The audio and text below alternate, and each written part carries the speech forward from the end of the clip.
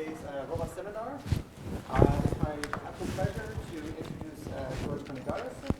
So George Konidaris has he's quite a pneumatic background, I would say. So he got his bachelor's at the University of Witwatersrand. He then did his master's degree at the Edinburgh University, followed by a PhD with Andy Bartow at University of Amherst, after which he went to MIT to do a postdoc.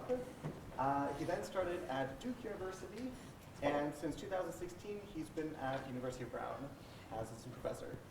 And yeah, if that's not busy enough, he's also recently started a startup, Real-Time Robotics, which is looking at sub-millisecond planning.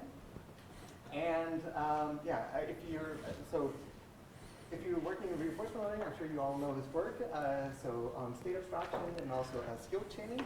And today he's going to be talking about signals to skills. So, great. Thank you so much, Ollie. It's a great pleasure to be here. As you can tell from Ollie's description, it's been a long journey. So I have degrees from universities on 3 different continents. So it's always fun to get to come to new places.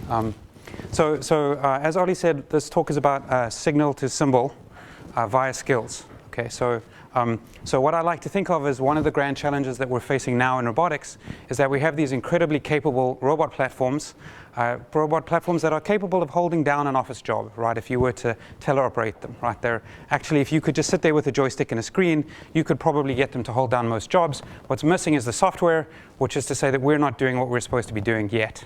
Okay, and what I like to identify as one of the hard problems underlying this is the problem that all of these robots are kind of doomed to interact with the world at this very low level, right? So I call this the swampy level. Okay, the robots are doomed to interact with the world at the level of moving their motors around and observing what comes out of their sensors. And everything that the robots ultimately do has to be grounded in this absolutely low level. Okay, everything has to be swampy in the end. That's reality for a robot, and it has no other choice. But we'd really rather avoid decision-making at that level. We'd really rather be able to do things at the crispy level, where things are nice and abstract and symbolic, and we can reason about just what we need to reason about in order to complete some task. And so one of the big challenges facing us in robotics is we have 50 years of AI that talks about the swampy level. And we have recently, maybe the last 10 or 20 years of, the crispy level. And maybe 20 years of AI that talks about the swampy level. But really there's a missing middle. There's how do you go from the reality of the swampy level to the hallucinated and fictional kind of thing that the robot can do at the crispy level in order to be able to make more efficient decisions. Right? And the core thing here is that this is real and the top is not. Okay, swampy is real and crispy is not. We get to invent crispy. We get to construct these things to do efficient control. Okay, so one way we think about robotics nowadays is we think about it as this control problem, and I'm going to adopt the sequential decision-making formalism of this, which is, roughly speaking, that we have a robot, a plant. That robot gets sensor feedback from a world and maybe a reward function which expresses its task, what it's supposed to be doing, and it gets to take actions that change the world. Okay, now this is a cartoon of how robots really work. We all know that models are not real, robots are real. Okay, but it's a reasonable model for us to start thinking about these questions in. And it's reasonable to model our robot as a single such Markov decision process, a single such sequential decision process that has a very high dimensional state space, that's the swampy state space, and a complicated action space, that's the swampy action space. And then we get to vary the reward function to tell the robot what we would like it to do. And then there's a transition function, which we maybe don't know, which tells us how the world evolves if we take certain actions in certain states. And the way that I'd like to think about going from swampy to crispy is to say this is the native sensorimotor space of the robot. But for any particular problem, we don't want to operate there. We would like to operate in a much more abstract space where we've got abstract states and abstract actions. And there is a transition function which describes how they work. And then there's a reward function which describes what we want the robot to do. So our key tasks here are to do state abstraction, which takes the swampy perceptual input of the robot and turns it into something nice and crispy and small and preferably abstract and discrete. And state abstraction, sorry, that was action abstraction. Oh no, I've mucked up the labels. Okay. State abstraction takes S to S bar and action abstraction takes A to A bar. You need to do both these things in order to be able to get to a kind of nice, small, crispy landscape. So let me show you why I think that that's important. So let's think about chess. So AlphaZero solves chess, roughly speaking. Okay, and it does it without any human intervention or human expert knowledge. It does it in just a few hours of self-play, and it's better than the strongest chess players that have ever lived, which is magnificent. So maybe we think that this is solved and we're done. But that's not actually what happens in real life. What happens when you put chess into AlphaZero is you don't input a chessboard like a robot might see a chessboard.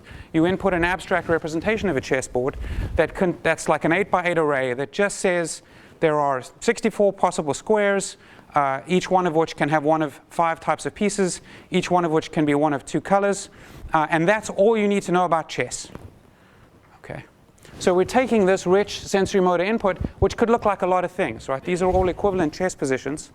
Okay. We're taking this rich sensorimotor input and we're transforming it into this nice abstract problem, and then we know how to solve it. Okay. So in the modern AI paradigm, what we do is we build planners or learners that can take a nice, well-defined problem and solve it, but we're missing the thing that goes from the general purpose input space, the general purpose problem-making engine, which is your robot, and takes it into this nice little abstract space. So there's 2 ways to think about this. We have to do state abstraction and we have to do action abstraction. And I'm going to assume in this talk that one of them drives the other. Specifically, I'm going to assume that action abstraction drives state abstraction. First, you build abstract actions, then you build the abstract states that support planning with those actions. Chess is a good example of why we need this. Okay, why is it that we represent these 8x8 squares from this complicated image? Why? Because the actions that we can take in chess depend on those squares, but not the viewing angle or the size of the king or the rook. And you might say, well, maybe I don't completely agree with you, but and here I'm going to offer an interesting little anecdote, which is that this chessboard is not actually sufficient for state in chess. Can anyone tell me what extra thing you need? Yes? Is whose turn it is? There's another one? The rules of the game, of course. The rules of the game. Those are the actions. There's one more. Yes? Whether the king has moved. Exactly. Whether the king has moved. Why do you have to represent whether the king has moved? Because otherwise you can't castle. Okay? That is a thing that describes whether or not an action can be run. It's not something that's visually obviously in the state, but it is a thing that you have to represent in your abstract state space to support deciding what actions you can take. Okay. So what I'm going to do today is talk about how first we build skills, then we build symbolic representations to plan with them. And the fundamental kind of theoretical framework that we use for this is called hierarchical reinforcement learning. And the idea is that we're going to take a reinforcement learning problem, we're going to build high-level actions in it, and those high-level actions work just like normal actions except that they're discrete. Okay, they're like discrete components of behavior. Okay, and the underlying hypothesis is that behavior is modular and compositional. That says that most of the things that you do today will be something that you have done in the past, chopped up and replayed in a new order. Roughly speaking, modulo some local optimization. Okay, so when you walked in this room today, you opened a door, you sat down in a chair. These are things that you have done before. You're just doing them in a different order every day. Okay. And the thing about skills, these motor skills, is that they're kind of like subroutines in programming. They're a form of procedural abstraction. They're a way of remembering something you did before and giving it a name, and then not having to think about how you did it, just calling it by that name. This is the single most useful thing in programming, by the way. Most of you grew up in a world where the ability to write a subroutine and then save it to a library and then just call it by its name has been built into every programming language you've ever used, but that was actually invented in 1951 by Maurice Wilkes. It's so basic, though, that we assume that it's part of programming and always has been. And I claim that this is the fundamental, most important thing that you can do in a programming language. If you wanted to add one thing, that is the thing that you would add. Okay. So let's briefly look at how hierarchical reinforcement learning works. You've got some agent. It can move around in an environment. This little agent can go up, down, left, or right. And it cruises around the world. And occasionally, a little thing in its head goes off and says, hey, this place over here is interesting. Maybe I would like to construct an action to reach this place. So you can make a copy of the world. That's another MDP, where you've just moved the reward function to reflect a sub-goal that you've decided is interesting. Then you can learn a policy to reach that sub-goal. And then you can add that policy to the agent's action repertoire. So now instead of being able to go only up, down, left, or right, it can execute an action that takes it to that interesting spot. Okay. So more formally, the components of this, which we call an option, this comes from the options framework, which is due to Sutton, Prekop, and Singh, is an option is a policy unit that consists of an initiation set. That's all the places you can run the skill or the option. A termination condition that tells you when you're done. And an option policy that tells you what action to take from somewhere in your initiation set to keep executing until you hit somewhere in your termination condition. And the core question of hierarchical reinforcement learning is which option should we use? That amounts to which sub-goal should we have? Because you could imagine creating a pseudo reward for reaching a sub-goal, doing reinforcement learning to reach that sub-goal, and then learning where you can reach that sub-goal from. So the other two components, the policy and the initiation set, are things that you can get once you have the termination condition, once you have the sub-goal. Now I'm going to go back in time a little bit here because I like to get to talk about my thesis work occasionally, even though I'm getting old now. Before I started my thesis, we knew how to do this, but in very small, discrete domains, largely speaking. We could take a small, discrete domain, we could analyze it, usually by thinking of it as a graph, thinking about graph topological questions there, and constructing skills that improved performance. What I focused on doing is scaling that up to robots. So being able to say, if you have a robot and it does reinforcement learning to solve some task, how can you take the resulting behavior and decompose it into motor skills? And the underlying intuition of that work was the idea that a skill should either solve the problem for you, or it should put you in a place where you can run another skill that will either solve the problem for you or get you to another skill, right? They should be chainable. This is an old idea. It's been present in robotics for a long time, sometimes called pre-image backchaining. Okay. The idea is we should construct skills so that we can execute them sequentially, to get from wherever we are to some goal. So the idea in the original skill chaining work was to say, let's try and solve some problem. When we stumble across a solution to that problem, let's create a skill that has a globally applicable initiation set, and then do some learning to learn a policy for that skill. And then learn, so generate some behavior, learn a control policy that gets you to the goal, and then learn where that control policy works. That gives you an initiation set, a goal, and a policy. And then the next goal to reach is to enter the initiation set of that skill. Okay, so create a skill that is applicable everywhere, whose sub-goal is to enter the initiation set of that skill. Learn that thing by trial and error, learn a subcomponent, and keep going. Okay, and so what this did is it created things like this. This is a video from my thesis where there's a sort of bouncy ball that you're trying to get to this goal. The ball has a velocity on the x and y, and it's sort of under-actuated. You can add a little bit of the velocity to its x and its y. And what you get is you get learned solutions. This ball is going to change color when it changes skills, which are composed of a sequence. Here we go. There's the yellow skill that gets you through there, the magenta skill that gets you to there, the green skill that gets you around. The red skill is going to bounce off this corner. It's kind of fun. And then there's going to be a final blue skill that gets you around into the goal. Okay, so what it's done here is it's kind of learned incrementally a sequence of skills that it can execute very reliably, which take you from the beginning to the end. And the core condition is that the initiation set of one skill is the goal for the skill that precedes it. Okay, you have to remember that because it will be important later. So you can view that trajectory. You can see that it's broken up into these little motor skills, each one of which has a goal and also an initiation set. So here's the initiation set of the final goal with some sample trajectories. It's a four-dimensional object, so I'm summing over velocities. That's why it's kind of shaded. And this says for some speeds over here, you can execute the action. For all speeds over here, you can execute the action.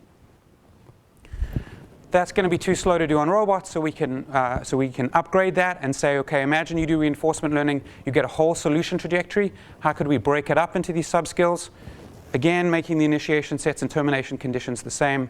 And the answer is, well, we could take a long trajectory of state and reward pairs.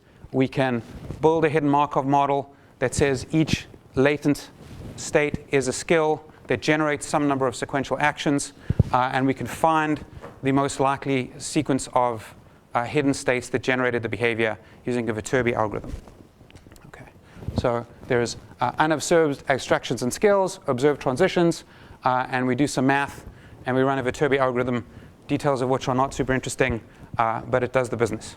So let me show you that working. Here's a robot. We're going to do some learning in a task. We're going to take the solution of that task and we're going to break it down into motor skills that can be executed sequentially. Then we're going to give those motor skills to the robot and ask it to run them in a new task. Okay, so here's the robot. What I gave it is I gave it actions. It can approach interesting things in the walls. It can stick its hand out, move it left, right, up, down, lean forward, lean backwards. What the robot is going to learn is that if it goes up to this button and it sticks its hand out and goes forward, then that unlocks this door. If it presses it an odd number of times, it locks or unlocks this door. And then if it goes up to this handle, sticks its arm out and leans down, that pulls the handle. If the door's unlocked, it'll open the door. Then it can go through there. And if it pushes this green button, then it gets some points and it gets to go home. Okay, so here's reinforcement learning, solving this thing. It's a model-based reinforcement learning algorithm. Nothing particularly special yet, although it's kind of fun to watch. A little excruciating sometimes. Okay, it's doing what reinforcement learnings do, which is it's trying out a bunch of stuff laboriously to see what works under what conditions.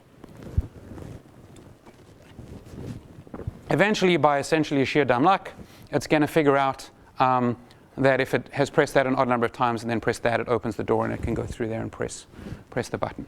Okay, so that's the first learning episode. This is the optimal solution. That takes 5 episodes. It's learning up there. You can see that it kind of just goes up to this thing, presses the button. Then it will go up to the handle and pull it. We'll go through the door and press the green thing. Now, the important thing here is that there's no notion of pressing the button. There's just a sequence of actions which happen to work. Okay. It's just done by standard reinforcement learning. You're optimizing a long sequence of actions. But once you have that solution trajectory, you can take it and you can input the raw sensorimotor stream into my skill discovery algorithm. And I'm going to jump ahead here. And you can extract skills like pressing the button. So now this is a sensorimotor controller that we've extracted from that stream. And it has an initiation set and a termination condition. Okay, so there's also pulling the lever.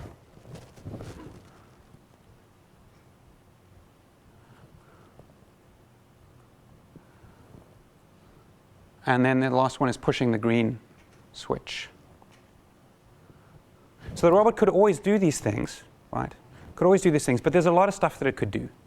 So what it did is it learned to sequence these tiny little motions into a long thing, and then it pulled out useful chunks that it might be able to reuse later. So when we put it in the second room, if it doesn't have the skills and it happens to walk up to a handle and do reinforcement learning, it's going to try this sequencing of these kind of low-level, uninteresting things.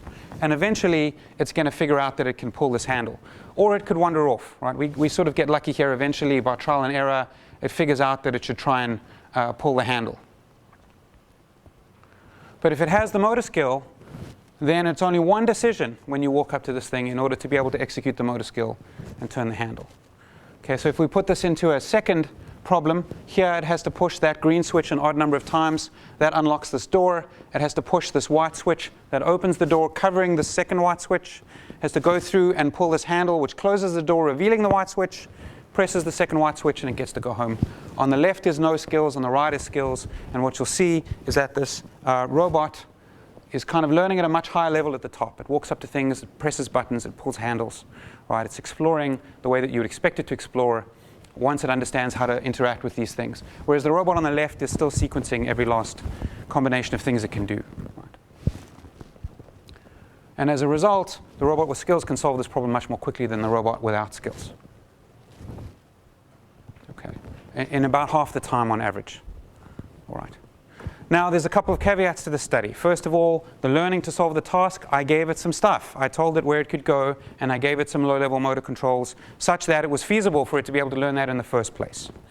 Okay, and you know, that's on reinforcement learning as a field, right? My job was to take the sensorimotor stream and segment it into skills. But it was also the case that the skills learned in the first task happened to be useful in the second task. Okay, and I designed it that way. So we really have shown that you can do this, but just just scratched the ability to do this, right? We haven't yet learned what skills would be useful where or anything like that.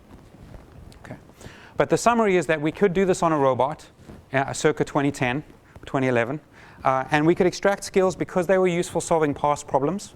So the assumption is if they were useful solving past problems, they could be useful solving future problems. You can learn them on their own. You can use reinforcement learning to improve those policies, although I haven't shown that here. And they're suitable for deployment in new problems. You can do reinforcement learning, treating them as just new actions, other actions that you can pick. Okay? And the upshot is that if you do this, in at least one demonstrated slightly artificial case, you can improve the robot's problem-solving abilities. Right? It is able to solve problems better because it has new skills. Just the same way you're able to write more complex programs because you don't have to figure out how to take a square root of a number over and over again. You can just call the square root function. Fundamentally, that's what makes programming easier. Okay. So that was all to show you that it is conceivably possible that a robot will be able to discover its own skills, and that if it has these, it will be able to learn better. Now I want to get on to the thing that I'm most excited about, much newer work, okay, which is the notion that the skills create the opportunity for state abstraction. So what we've done now is we've replaced the A in the states and actions with an A bar, with higher level actions. But we haven't said what happens to the state. So I want you to consider this problem. Imagine that you have a robot, it's a friendly robot, and there's a key and there's a lock, and we've equipped the robot with skills to go to the key and to pick the key up, and to go to the lock and to insert the key in the lock and turn it. Okay, so if that is its goal, to unlock the lock, it's not a very hard search problem, right? You could imagine saying, well, you just execute these things in sequence and you're done. Now I would like to ask you, what happens if I make the state space bigger? Should this problem be any harder once you have the options? And the answer is no, it should not be any harder, right? It should be exactly the same. Why? Because you only care about, have I got the key? Am I on top of the key? Am I on top of the lock? Is the lock unlocked? Now if we replace this toy robot with a real robot, should the problem get any harder? And the answer is no, it should not get any harder. It should be exactly the same.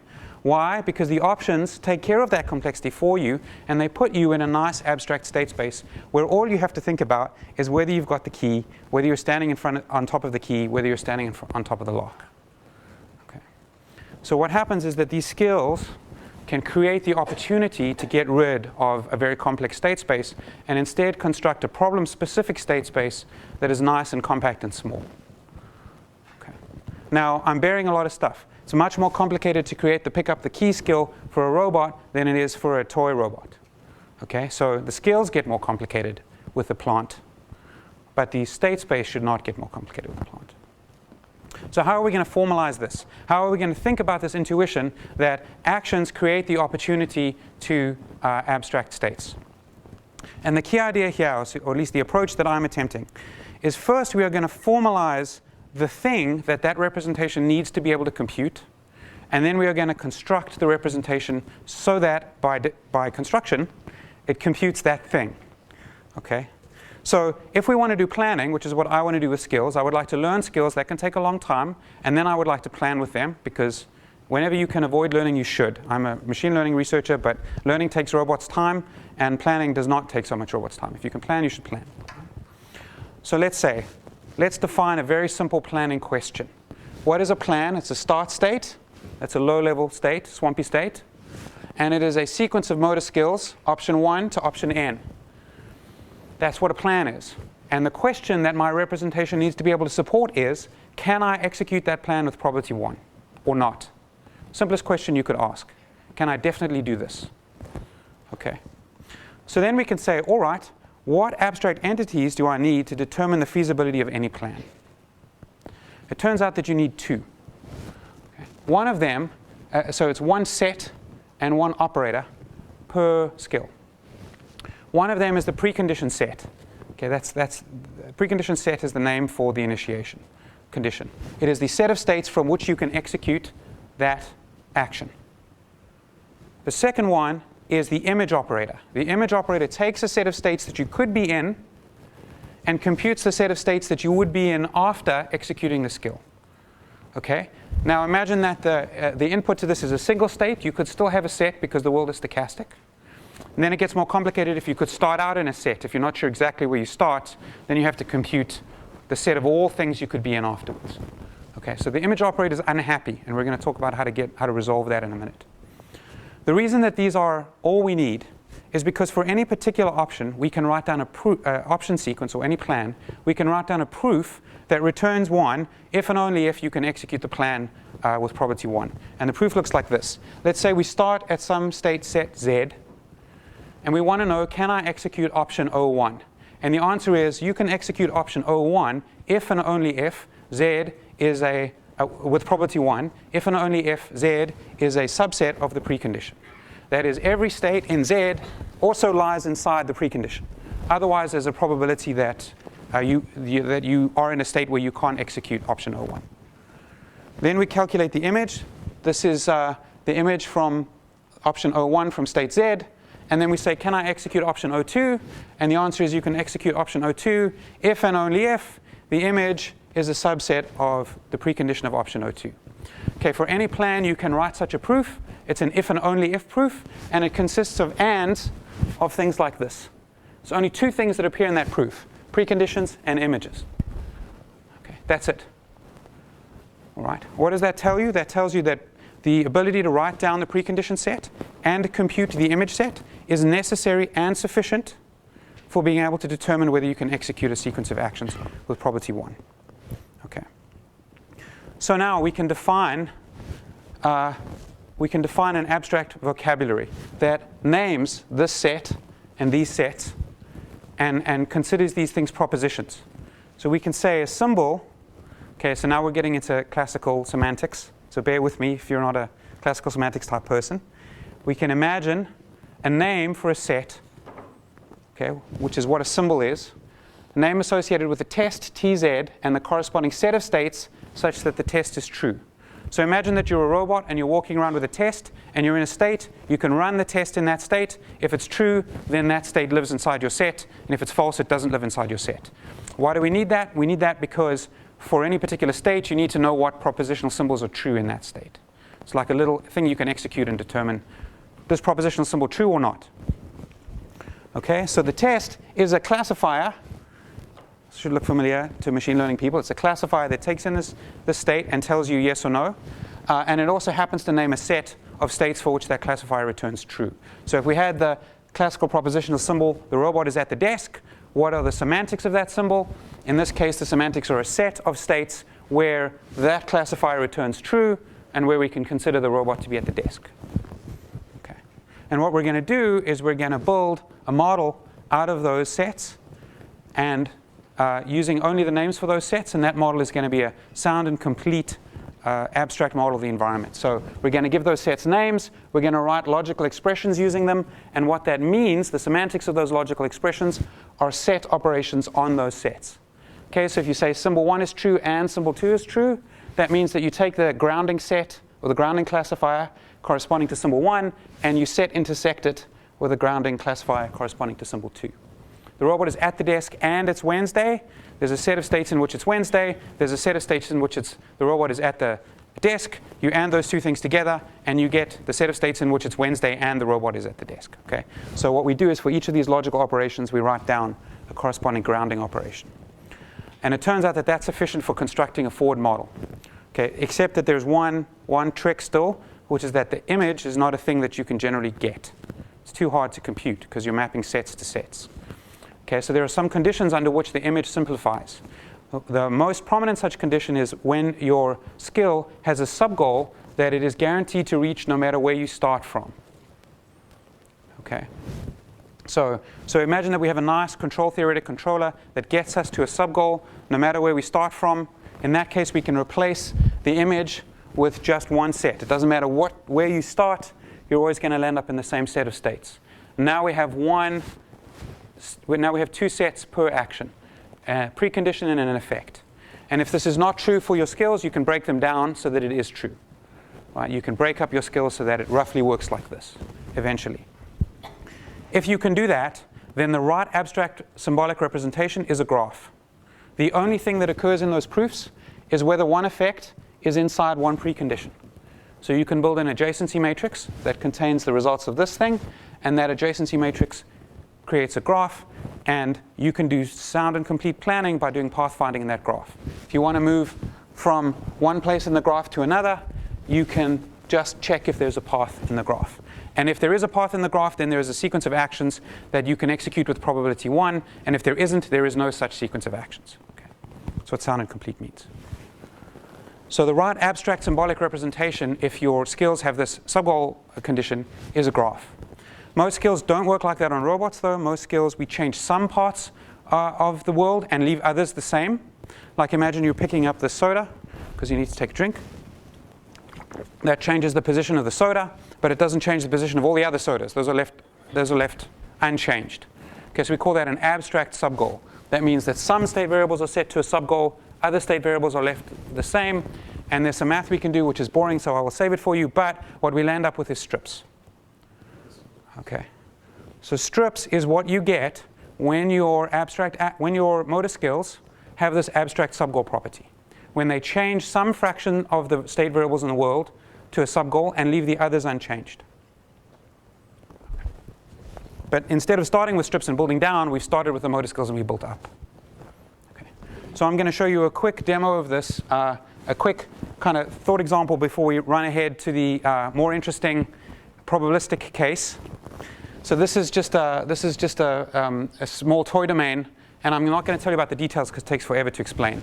But one of the things that you should know is that there is a light that can be switched on and off, and there's an eye over here which experiences the light when it's on, sort of drops off with a square of where the eye is, the distance of the eye to the center. And then there's some actuators that you could move over objects. So you have motor skills like move the eye over the ball. We can write down the precondition set of that. What we've done is we've broken it when the light is on and when the light is off to get the subgoal condition. The precondition here is that when the light is on, then we're in one particular abstract subgoal state. Okay, this is a name for a set of states, the set of states in which this decision tree classifier, I've used decision trees because they're easy to look at, returns true. And then the effect is a description of all the states that you could land up in after you execute it. And if you look at this decision tree, it'll say that the distance between the ball and the eye in the x direction and the y direction is within some range. Okay, that is a set of states. Okay. So now what I've done is I've built a classifier that represents those set of states. I can do some magic on those classifiers, and I can get a strips description that looks like this. Okay, so this says you can interact with the green button when symbol 1, symbol 2, and symbol 3 are true. Those symbols have been auto-generated.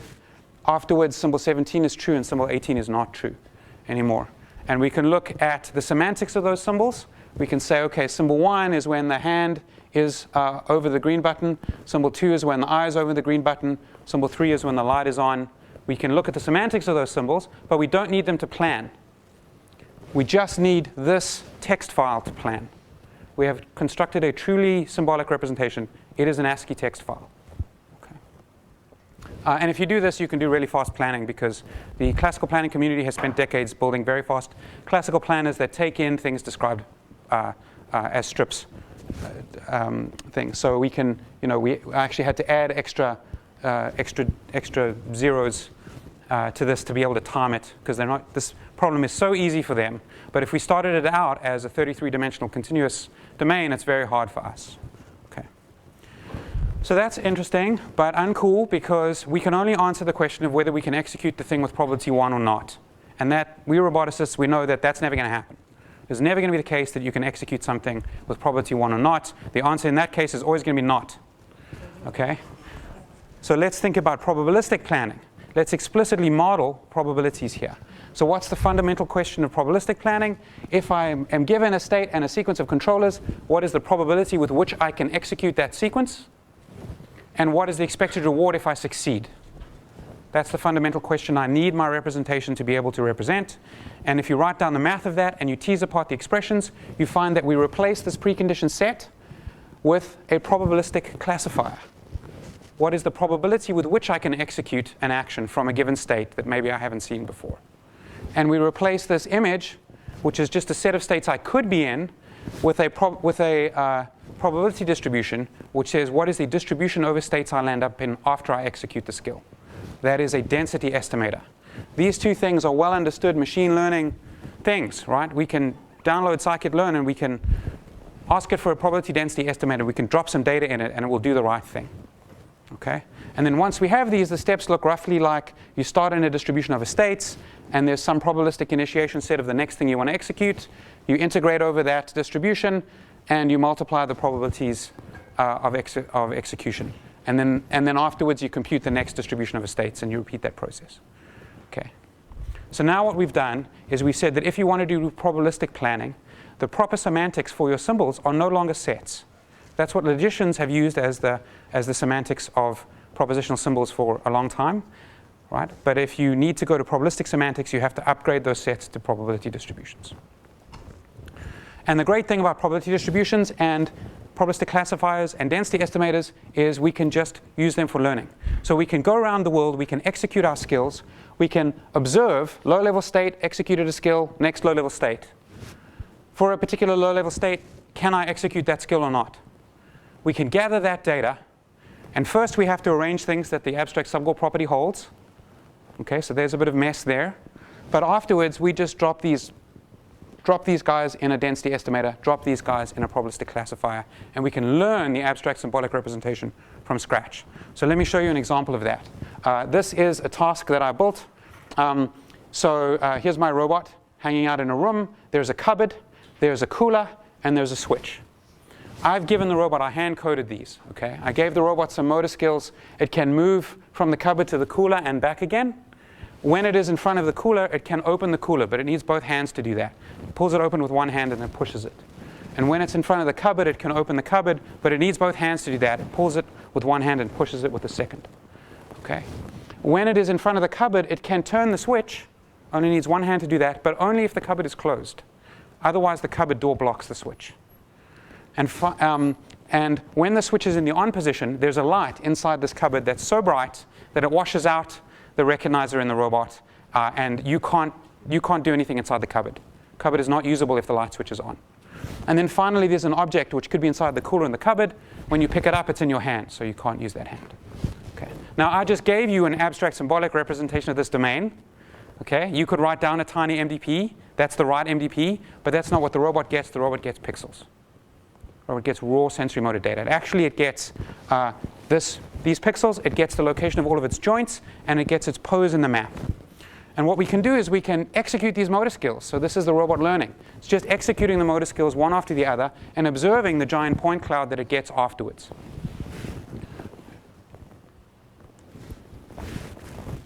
Fortunately, robots are persistent and don't get bored because this takes about a third of a day.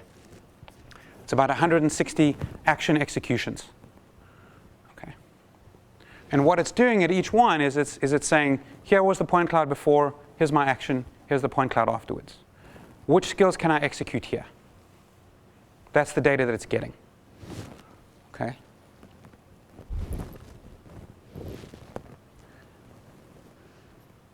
And from this data, we're able to learn an abstract symbolic representation. So let's start with the simplest one. Okay. So here is a strips operator for navigating to the cooler. This says the precondition is symbol 1, and the effect is that symbol 0 becomes true and symbol 1 becomes false. And that takes about 37 seconds on average.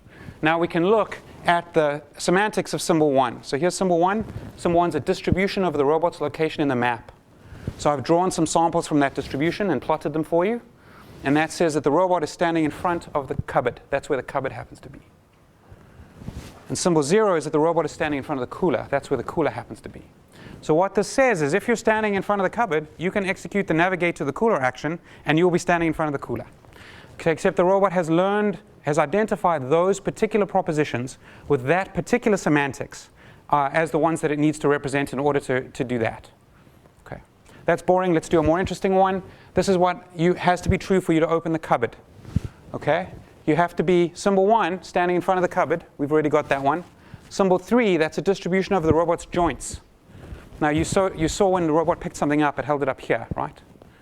So this shows you that the robot's not got anything in its hands. That's what that means. It's one way to interpret it. Okay. And then this symbol 4 is a distribution over the voxels that are in front of the robot. And I've drawn a bunch of samples of those voxels, and you can see the switch might be on or off. There's a bunch of noise and reconstruction stuff, but the door is closed. And afterwards, the door is open. Okay, so what the robot has learned is it's learned that there should be symbols, door is open, door is closed, not holding a thing in my hand, standing in front of the cupboard. It's learned those from scratch. It's identified those as the relevant variables, has learned what they mean, and it's built a tiny text file that it can use to plan with them. So you can throw these away for planning. You don't need them for planning. You just need this tiny text file. Okay? I'm going to skip some of these. There's a lot of them. And show you planning. This plan is found in 4 milliseconds. I want the robot to move the object from the cooler to the cupboard. Notice that the light switch is on. So 4 milliseconds to find this complete plan. What does the robot do? First, it opens the cooler. It doesn't pick up the object, though, because if it picked up the object, it wouldn't be able to open the cooler, so the cupboard. And it knows it needs to open the cupboard. So it goes towards the cupboard, but it doesn't open the cupboard, because if it did that, it wouldn't be able to turn the switch. So first, it turns the switch. Then it opens the cupboard. Then it comes back to get the object. Okay. That is classical planning doing what classical planning classically does. Okay. It's not an impressive result once you're in that small abstract state space. But the point is here, we've autonomously learned that small abstract state space, and it's mathematically the right one. Okay. It has a necessity and a sufficiency condition underneath it. Also, I asked it to close everything up. So after it drops off the object, you see it's holding it up there. So that's when you've got something in your hand. Right. The thing that's slow here is actually the visual processing, because I'm bad at that. So, okay, so it's going to close up the cupboard, and it'll come back and close the cooler. Okay, so most interesting implication for me is that the right symbolic representation depends on the skills available to the agent. If you have the same agent in the same environment, but you change the skills, right? So those of us who've read late 90s robotics papers will remember that one of the things we did in the late 90s was wall following. And we would stop when we hit a corner, and then we would make a decision. In that case, this is what your abstract representation needs to represent. Another thing that we sometimes did was we found the centroid of a large object in front of us, and we tracked the centroid and moved towards it. In that case, this is the abstract symbolic representation that you want. Same agent, same environment, different skills. You have to build a different symbolic representation. It's in the math. Okay. If what you want to do with that thing is plan. Okay, so I think I've got another 5 minutes or so. Is that okay? All right. I just want to end up with what's happening next. Okay, so what's happening next is we're thinking about building abstraction hierarchies. So what we really like to do is, instead of having a base MDP that's the robot and one abstract MDP, we'd like to build a succession of MDPs. And this method gives us a way to do that. It says that over here, you start out with your low-level MDP, you build some skills. Then that tells you that you need to build a new abstract symbolic representation that gives you a nice small abstract state space. Now you can do skill acquisition in that new small abstract state space that gives you a new set of skills. Our theory tells you that that needs to produce a new set of symbols. And then you do that, and you've created a new abstract MDP at the second level. And you can loop that in what we call a skill symbol loop. You can alternate building skills and building the symbols that support those skills, and you can build an abstraction hierarchy. So we're only a little of the way through doing that. We have some preliminary results in the set-based case, where we can automatically build a hierarchy. The only degree of freedom is the skill acquisition algorithm, okay, of which none are satisfactory currently. I feel bad saying that because I wrote a PhD thesis on this topic, but none are yet satisfactory. Okay, but the rest of the constructing that hierarchy is automated. And we can also decide how to plan using that hierarchy. Problems that are common and are near the top of that hierarchy, we can plan very fast for. Problems that are at the bottom, we plan a little slower for, because we have to fail at all levels of the hierarchy first. The other thing that we're doing, which I'm excited about, is transfer. So that robot experiment was a little deceptive, because you imagined that the robot had learned something about cupboards, which is not at all true. It had learned something about the voxels present in a particular metric location in a particular room. If you move the cupboard, it's over. If you put it in a new room, it's over. Okay? Why is that? That's because the lower level theoretical thing we built it on is one MDP.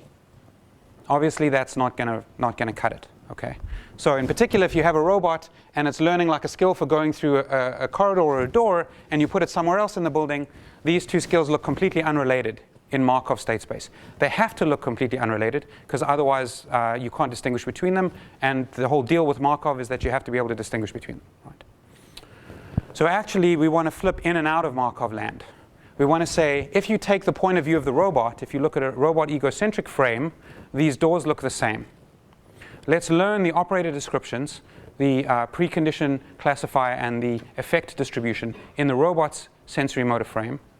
And then let's map it back that's sort of instantiated in Markov land. So we have some work, this is not published yet, but there's a workshop paper on the web where if we sort of zoom in to a specific area around the agent, we can learn an operator which says you can go down, this is a little ladder, you can go down a ladder when you're standing on top of a ladder, and afterwards you'll be standing on the floor and there'll be a ladder above you. And we can instantiate that in several places in a particular domain, and we have to use the Markov state descriptor to kind of peg it to those specific places. So you learn a general operator, and then you add the Markov bit in right at the end, just to be able to say this particular door. When I go through this particular door, I land up in that specific room. Okay. And if you do that, this is a cumulative time to learn a good representation. If you're learning them for a sequence of rooms or a sequence of problems, it goes up linearly, which is what you would expect. But if you're doing transfer, it sort of starts to drop off. You still have to do some learning. You have to learn which room is connected to which other room. Okay, but that is learning. That is actually learning pretty small, discrete things. So it's quite efficient. Okay, so to summarize, I really want to get at this question of how we build these abstract problem-specific states and action spaces. Okay, and my single message that I'm trying to convey here is we have to ask the question, what are representations for? They're for supporting planning in this particular case. That means we can write down something precise about what they have to be able to compute. We can pull apart that mathematical expression. We can decide what types of things it involves, and we can build symbolic representations out of it. Okay? And so in this case, we've identified there's a close link between symbolic representations and skills. The environment and the goal and the skills completely specify the correct symbolic representation. No choices, no design choices. It has to be those sets, those distributions. Okay? And second, that representation is learnable. That is, you can go out there and execute some stuff, and you can build that representation from scratch. Okay? So skills determine the symbols you need to be able to create plans with them, which I think is cool. All right, that's all that I have. Thank you. Any questions? In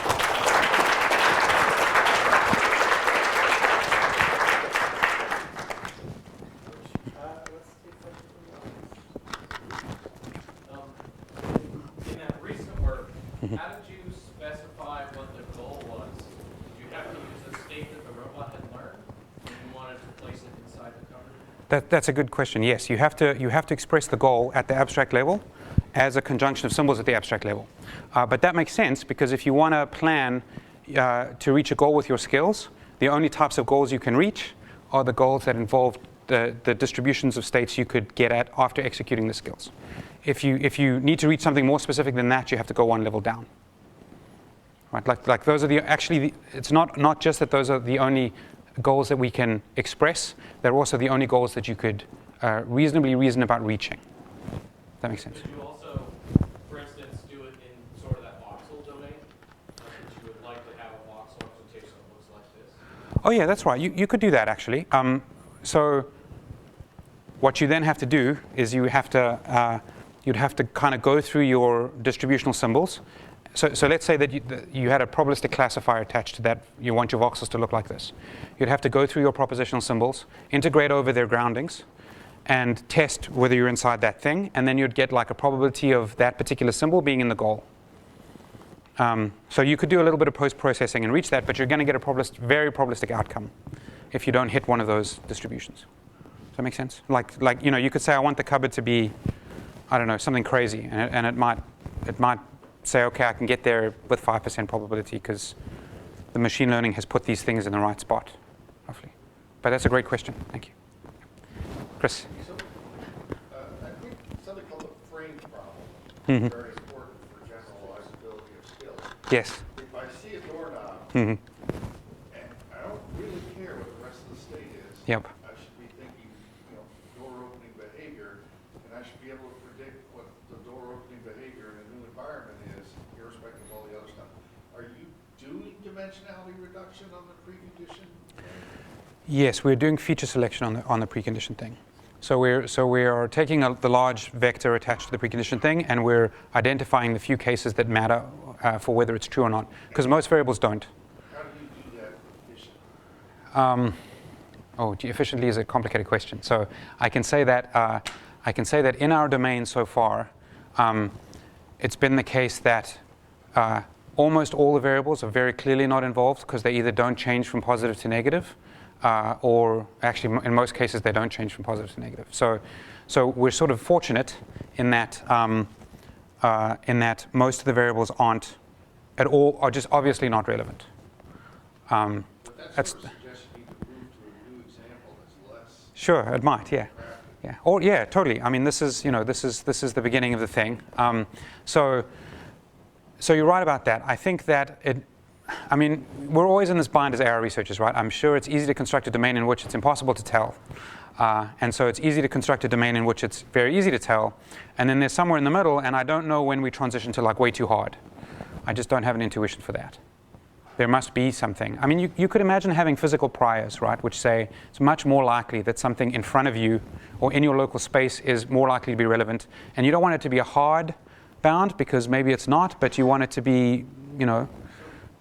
I would argue the principles of behaviorism, which says we pay very strong attention to things that happen 1 second apart, and things that contact each other are sort of heuristics to do that search efficiently. Sure, yeah, I could imagine including something like that. I think in the general case, you probably have to include that kind of heuristic, right? In the general case, learning these initiation sets and termination conditions and the variables that they rely on, it's a hard problem. Right? But robots give us hints, which is nice. Right. Yes? So it seems to me that this way you also avoid the classical problem in classical planning about covering the, one action problem, the paint in the ladder problem, right? Where you want to paint the ceiling, first you paint the ladder and then to paint the ceiling, because if you paint the ceiling and then you step on the ladder, you undo having painted the ladder and so on. So here, right, am I right that you avoid that problem? No, actually, I'm not avoiding it at all. No, it could totally happen. I was just fortunate that it didn't. But it's reasonable to say that if it's a reflection of what's actually happening in the task, then it's got to be there. So it didn't happen in this task, but if it is a task in which that is the condition, then that's the condition. So you will get into this loop then? Yeah, well, in the actual planner, yeah. Yeah. In the actual plan. Yeah. So I'm relying on. There is this loop, okay. Yes, I'm relying on the planner. Well, the planner has sufficient information to be Markov, so a good planner could get you out of that loop. It's not that the planner would loop forever, but I'm relying on, I just downloaded off-the-shelf planners, to be honest, and ran them. So I'm relying on the planner to get me out of that. My concern is really providing the input to the planner. And that input's got to reflect the task correctly. Does that? The other thing that I was thinking, do you have any thoughts about using this kind of thing in verification, for example? Because there in verification, of course, you go the other way. Yes. Yep. Yeah, so Hadas, Chris Gazit, and I are collaborating on a project where what happens is if you build, you have an estimate of your initiation set termination condition, you run the thing and it doesn't work, the semantics of this give you routes to fixing something. So you could imagine saying, well, it's not just verification, it's also repair.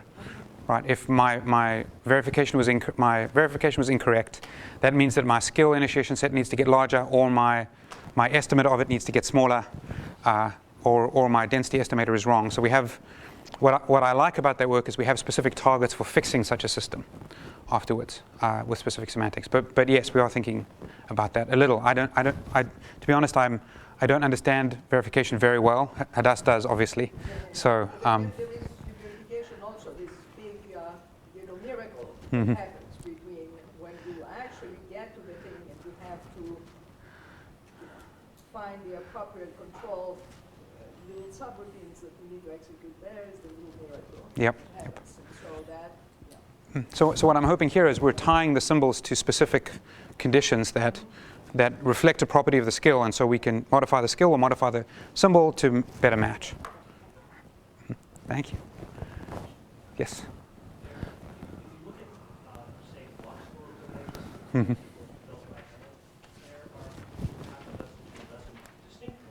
Yes.